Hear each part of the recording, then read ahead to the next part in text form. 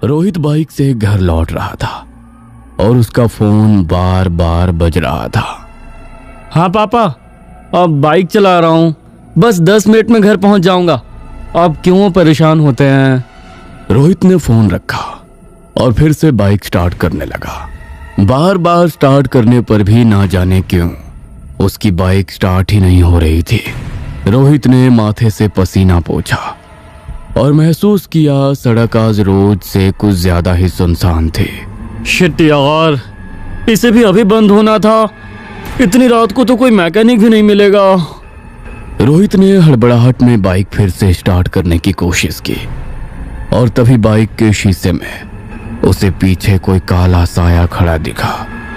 ऐसा लगता था जैसे उसने मजबूती से उसकी बाइक को पकड़ रखा हो। घबराकर रोहित के हाथ से फोन छूट गया। उसने डरते डरते पीछे देखा, लेकिन पीछे कोई नहीं था। रोहित ने फिर से शीशे में देखा तो उसे अभी भी वो साया वहां खड़ा नजर आया। उसकी आंखें सफेद थीं, मगर पुतलियां गायब। उसका नाक, कान, होठ कुछ और नजर नहीं आ रहा था, जैसे सब एक ही में मिला हुआ था। रोहित का शरीर सुन्न पड़ रहा था।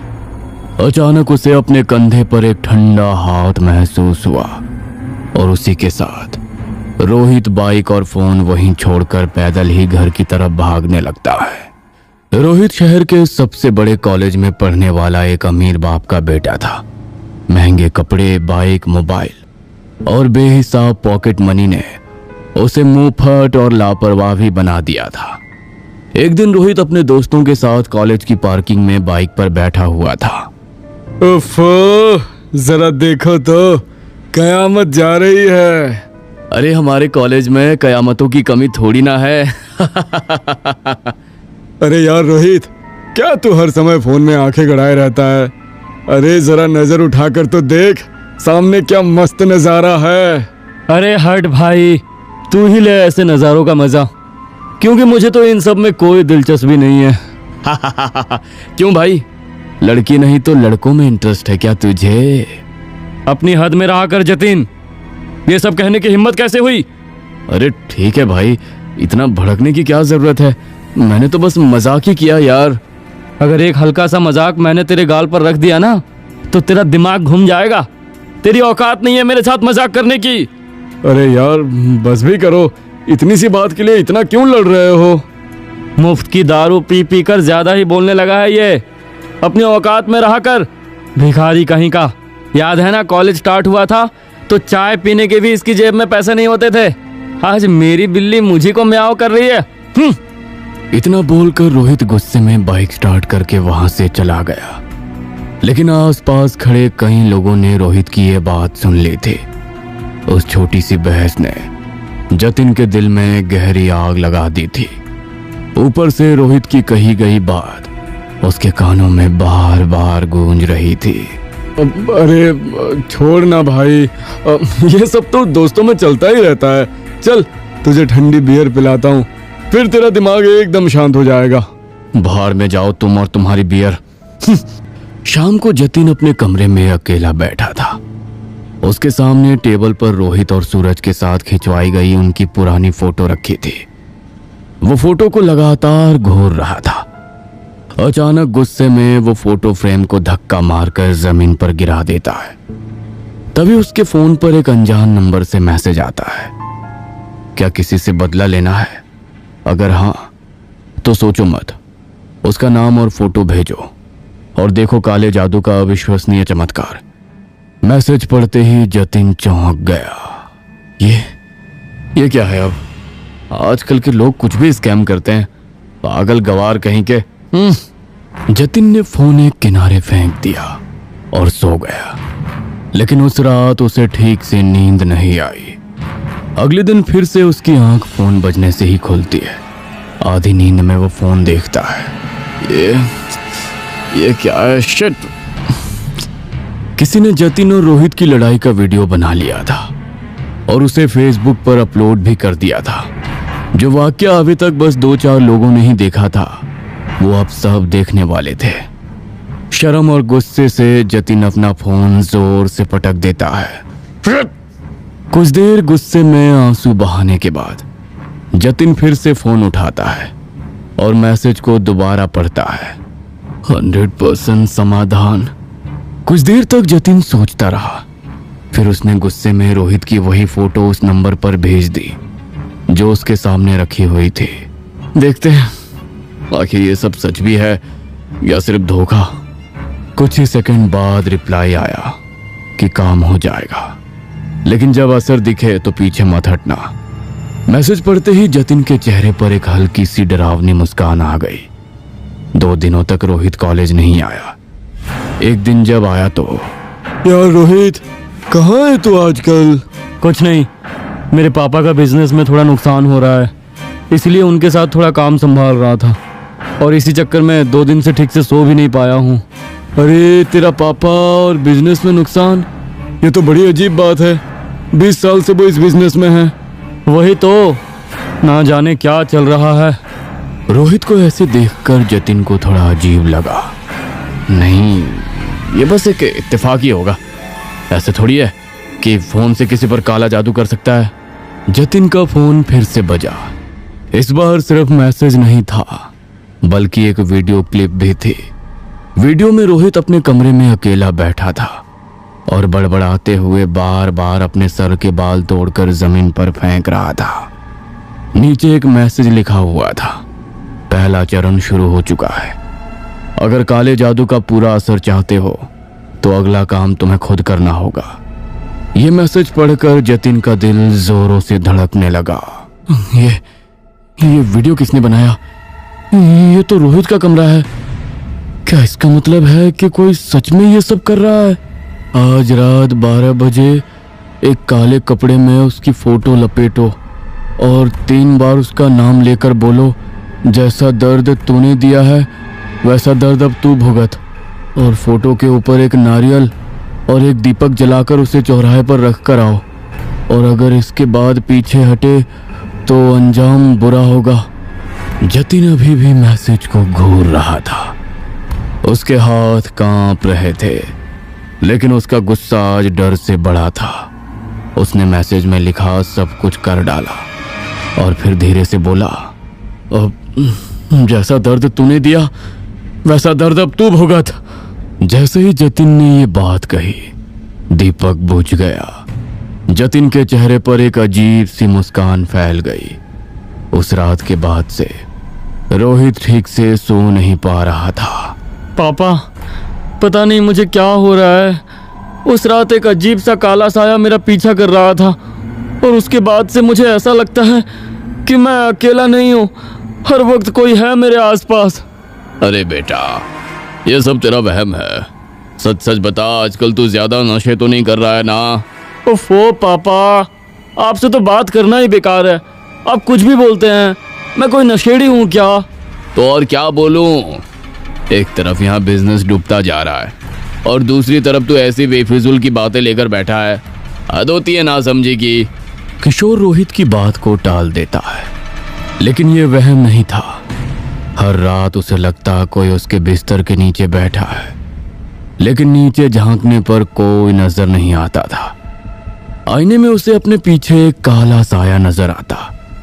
बाइक चलाता तो महसूस होता कि कोई उसके पीछे बैठा हुआ है। हर पल 2 आंखें खुद का पीछा करती महसूस होती। और एक रात जब वो सोया हुआ था कि तभी कोई डरावनी आवाज में उसका नाम पुकारता है, रोहित। कौन है? पापा, क्या आप हैं? रोहित देखता है कि अंधेरे में दरवाजे पर कोई खड़ा है। क्या है बिरजू, ऐसे खड़े क्यों हो? छोटे साहब, बड़े साहब आपको छत पर बुला रहे हैं। क्या? इतनी रात को छत पर? क्यों, क्या हुआ?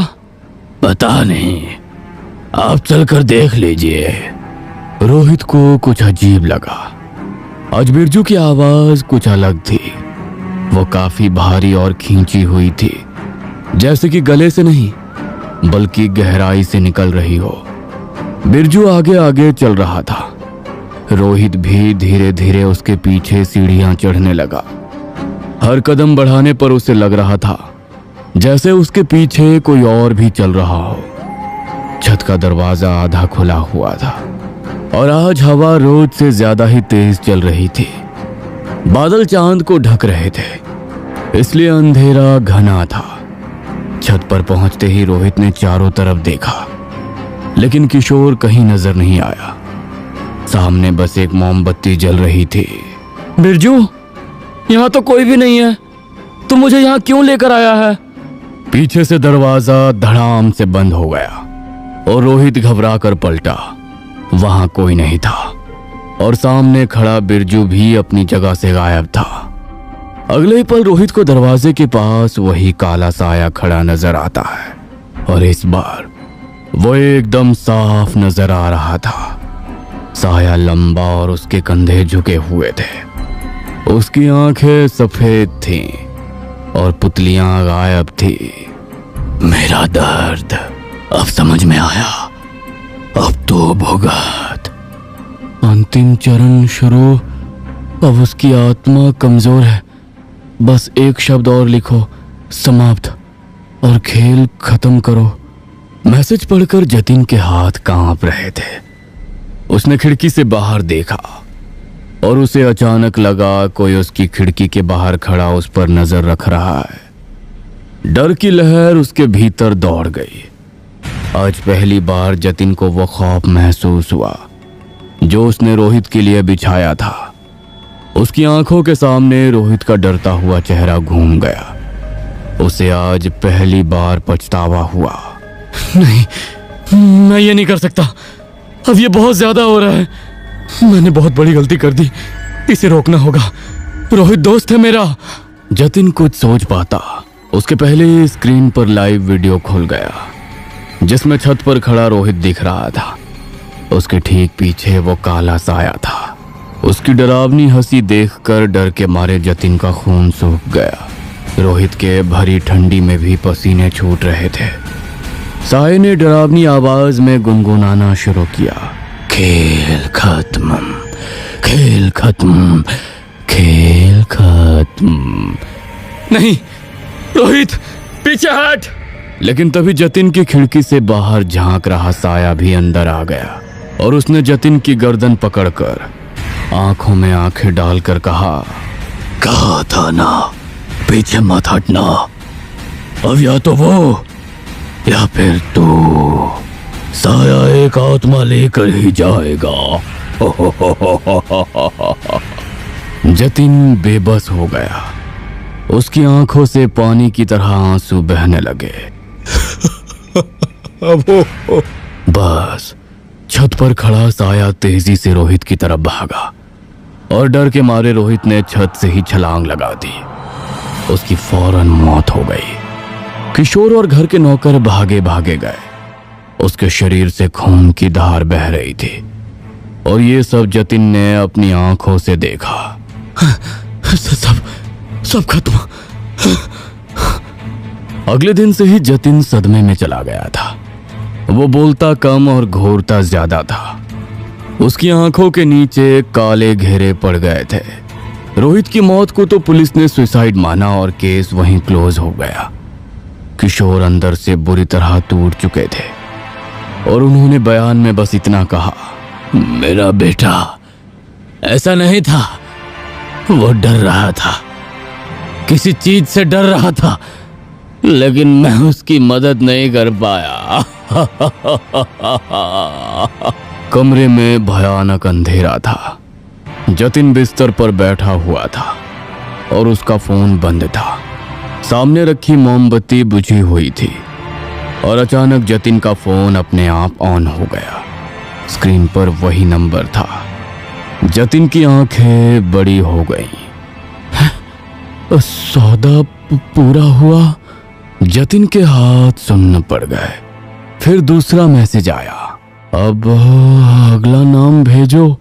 ये देखकर जतिन का गला सूख गया। नहीं, मैंने तो सिर्फ एक बार, बस एक बार किया था, अब दोबारा नहीं। तभी कमरे की लाइट झपकने लगी और पीछे से वही आवाज आई, या तो वो या फिर तू? जतिन की जैसे सांसें ही अटक गई। हिम्मत जुटाकर उसने किसी तरह धीरे धीरे पीछे मुड़कर देखा, लेकिन इस बार वहां पर काला साया नहीं था। वहां खड़ा था रोहित। उसका चेहरा नीला पड़ा हुआ था, आंखें सफेद, गर्दन टेढ़ी। इस बार तू चल, खेल खत्म करते हैं। अचानक कमरे में अंधेरा हो जाता है और जतिन की चीख सुनाई देती है।